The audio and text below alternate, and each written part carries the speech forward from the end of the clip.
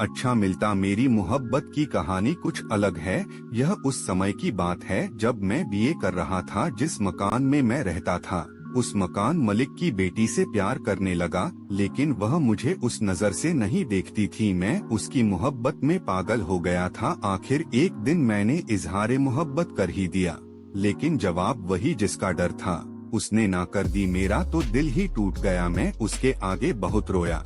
इससे उसे लगा कि मेरा प्यार सच्चा है। फिर उसे भी मुझसे मोहब्बत हो गई। हम दोनों बहुत खुश थे। रात में चुपके चुपके छत पर मिलते थे। हम लोगों ने कभी कोई गलती नहीं की, बस एक दूसरे की बाहों में समाकर घंटों बात करते थे। साथ साथ जीने मरने की कस्में खाते थे। लेकिन शायद अल्लाह को कुछ और मंजूर था। उसके भाई और पापा को हमारी मोहब्बत नापसंद थी। इसके कारण मुझे वह मकान छोड़ना पड़ा। मैं अपने घर वापस चले आया। इसके बाद सिर्फ खत से बात होती थी, क्योंकि मिलने जुलने से रोक दिया गया।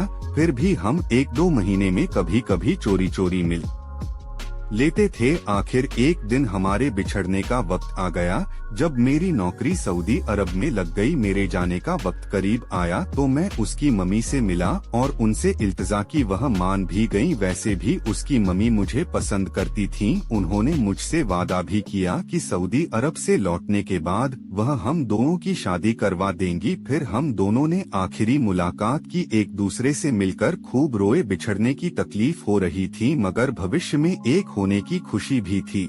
कुछ दिन बाद मैं सऊदी अरब चला गया। 1 महीना बाद मैंने उसके घर फोन मिलाया, लेकिन मुझे उससे बात नहीं करने दी गई। मम्मी से बात हुई, लेकिन वह भी अपने वादे से मुकर गई। मैंने बहुत सारे खत भी लिखे, लेकिन कोई जवाब नहीं मिला। 3 साल बाद मैं वापस हिंदुस्तान आया। इस बीच मेरी शादी भी तय हो गई। आज मेरे 2 बच्चे हैं। हम खुश हैं। उसकी भी शादी हो गई, लेकिन उसे पति अच्छा नहीं मिला, जिस कारण मुझे तकलीफ होती है। आज भी कभी कभी याद आती है। शायद लोग सच कहते हैं, पहला प्यार कभी भूलता नहीं।